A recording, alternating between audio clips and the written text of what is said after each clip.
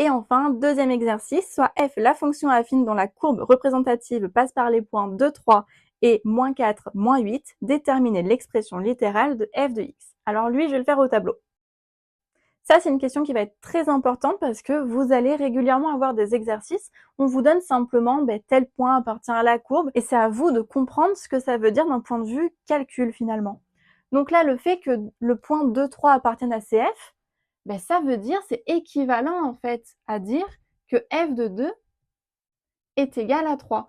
Donc c'est exactement la même chose, sauf que là, c'est ce que l'on constate graphiquement et là, par le calcul. Ensuite, moins 4, moins 8 appartient à CF. De la même manière, ça veut dire que f de moins 4 est égal à moins 8. Alors là, je vais vous proposer deux méthodes pour trouver cette expression de f. Donc c'est parti pour la première méthode. Donc je sais que j'ai une fonction affine. Ça veut dire quoi? Ça veut dire que dans tous les cas, f de x est sous la forme ax plus b.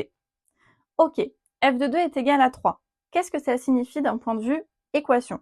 Ça veut dire que a fois 2 plus b, ça correspond à mon f de 2, est égal à 3. J'ai bien f de 2 égale 3. Et comme f de x est sous la forme ax plus b, je me retrouve avec a fois 2 plus b qui est égal à 3.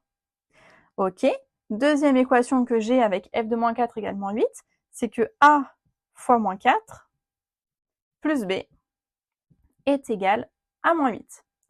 Finalement, je me retrouve avec un système d'équations qui est donc 2a plus b est égal à 3 et moins 4a plus b est égal à moins 8.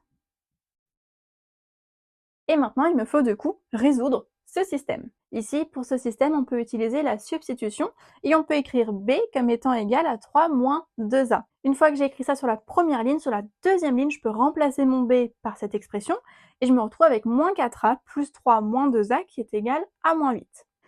On continue, on simplifie la deuxième ligne, ça nous donne du coup moins 6a plus 3 qui est égal à moins 8. Ensuite, on peut donc déterminer a, on soustrait 3 de chaque côté et on divise par moins 6 de chaque côté. Finalement, on doit calculer donc moins 8, moins 3 divisé par moins 6. Autrement dit, on a moins 11 sur moins 6, donc 11 sixièmes. Une fois qu'on a trouvé ce résultat pour a, je peux le mettre du coup au niveau de b. Donc du coup, je me retrouve avec b qui vaut 3 moins 2 fois 11 sixièmes, autrement dit 3 moins 22 sixièmes, et ça nous donne finalement moins 2 tiers. Donc voilà ce que l'on obtient avec cette première méthode. Cette méthode-là, du coup, elle sera très utile si vous avez le même genre de choses, mais avec les fonctions polynômes, et du coup,